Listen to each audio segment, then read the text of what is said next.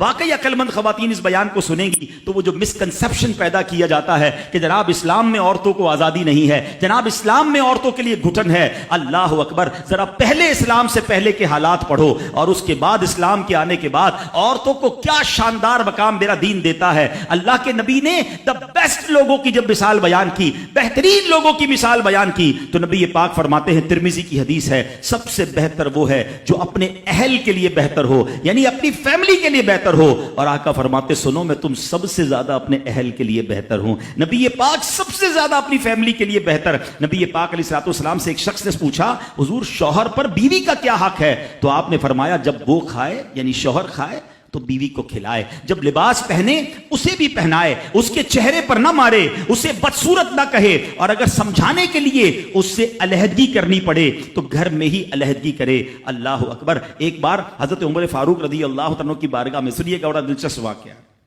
سیدنا عمر فاروق کا کتنا بڑا نام ہے، آپ کے جلال کی، آپ کی عدالت کی مثالیں دی جاتی ہیں، بڑے بڑے لوگ آپ کے سامنے تھر تھر کانپتے تھے۔ آپ کا گھر میں انداز کیا تھا کہ ایک شخص آیا کہ میں حضرت عمر کے پاس جاؤں اور بتاؤں میری بیوی جو ہے مجھ سے اس طرح بات کرتی ہے، اور میرا وہ انداز نہیں ہوتا جو شوہر کے سامنے ہونا چاہیے، ہوتا ہے گھروں میں ہو جاتا ہے۔ تو حضرت عمر کے دروازے پر پہنچا نا، تو اندر سے اسے سیدنا عمر فاروق رضی اللہ تعالیٰ عنہ کی زوجہ ام کلثوم رضی اللہ تعالیٰ عنہ کی ناراضگی کی عالم میں گفتگو کرتے ہوئے سنا۔ وہ حضرت عمر سے بات کر رہی تھی، تو وہ شوہر سوچنے لگا کہ میں تو اپنی بیوی کی شکایت لے کر آیا تھا، حضرت کے تو گھر کا بھی معاملہ ہی ایسا ہی ہے۔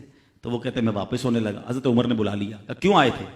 تو کہا کہ میں تو حضرت اپنی بیوی کی شکایت کرنے آیا تھا، مگر میں آپ کے دروازے پر آیا، آپ کا بھی معاملہ ہی ایسا ہی ہے، تو میں سمجھ گیا ہم دونوں ایک ہی معاملے میں ہی ہیں۔ اب حضرت عمر نے جو ان کی تربیت فرمائی نا، آپ نے فرمایا میری بیوی کے مجھ پر چند رائٹس ہیں، چند حقوق ہیں، مجھے اس سے چند فائدے حاصل ہوتے ہیں جس کی بنا پر میں اس سے درگزر کرتا ہوں۔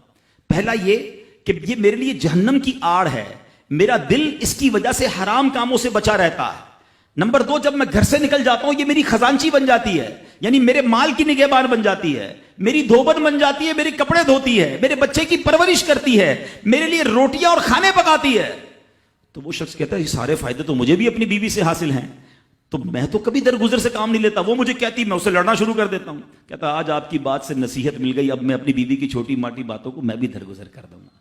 کتنی پیاری بات بتائی، ہم وہ ساری باتیں بھول جاتے ہیں، ایک غلطی پر پکڑ لیتے ہیں، ایک غلطی پر ڈانٹتے ہیں، ہر غلطی پر جناب ایسا نہیں ہوتا، ہر غلطی کی سزا سزائے موت نہیں ہوتی ہے، ہم غلطیاں نہیں کرتے۔ اگر جس طرح ہم اپنی بیوی کو اور غلطی پر ڈانٹتے وہ ڈانٹنا شروع کر دے پھر کیا حال ہوگا؟ تو ایسا نہ کرے، وہ بھی دل رکھتی ہے، ہم نے کسی انسان سے شادی کی ہے، کمپیوٹر سے نہیں کی، ٹھیک ہے نا؟ تو کمپیوٹر بھی آج کل وائرس آ جاتا ہے، تو وہ تو انسان ہے، غلطی ہو گئی، کوئی بات نہیں۔